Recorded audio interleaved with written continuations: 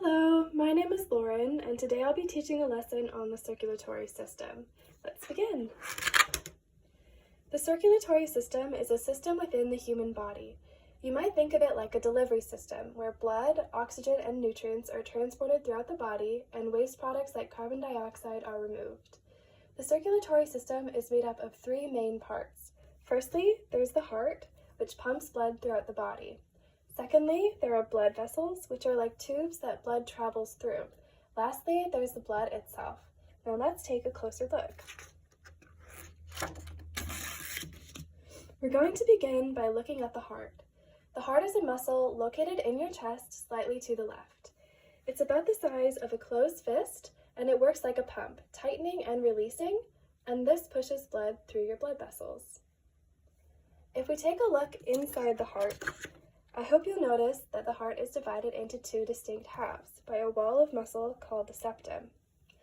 The right side of the heart receives deoxygenated blood, or blood with very little oxygen from the body, and pumps this to the lungs, where it receives oxygen, and this blood returns to the left side of the heart, where it's pumped out to the rest of the body.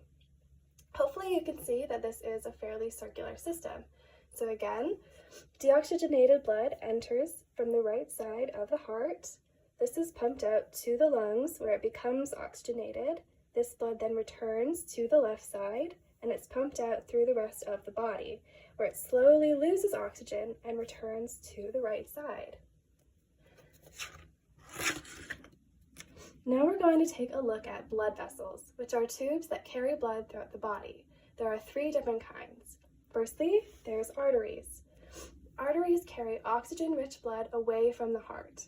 If you place a hand on your neck and you feel a heartbeat, what you're really feeling is blood pumping through an artery. Arteries usually have thick walls and they carry blood at a high pressure. Secondly, there are veins. Veins carry oxygen-poor blood to the heart. Unlike arteries, which are usually too deep to see, there are a lot of veins close to the surface of our bodies. If you look at your hand, you can probably see a few veins there. Lastly, there are capillaries. Capillaries are very small, even smaller than a hair on your head, and they connect veins to arteries. They're the most numerous blood vessels, and they're found nearly everywhere in your body.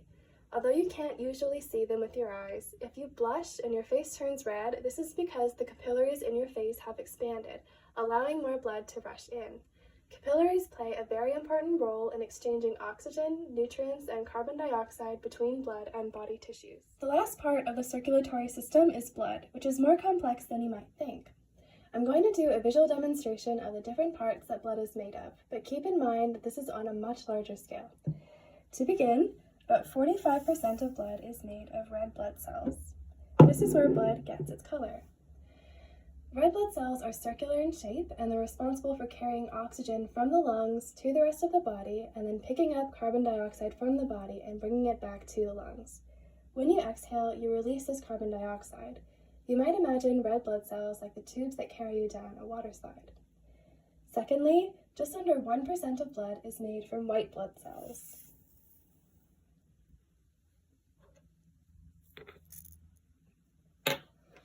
White blood cells are part of the immune system and they fight off viruses, bacteria, and unusual cells. So the next time you get sick, just remember that white blood cells are helping you get better. Another 1% of blood is made from platelets.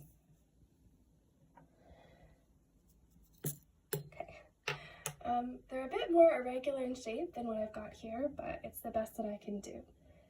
Platelets work sort of like band-aids within our blood vessels. When we get a cut, platelets stick together to the open wound and stop it from bleeding.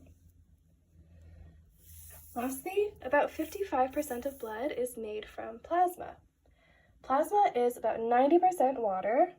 We'll pour this in here. But it also contains glucose or sugar, hormones, proteins, and other dissolved substances like sodium, magnesium, and iron. I'm going to represent that with this glitter here. Okay, and I'm going to give this a bit of a stir if I can. Oh gee, okay. Well, that didn't work out amazing, but that's my representation. Okay, thank you for watching, and here is a list of my works cited.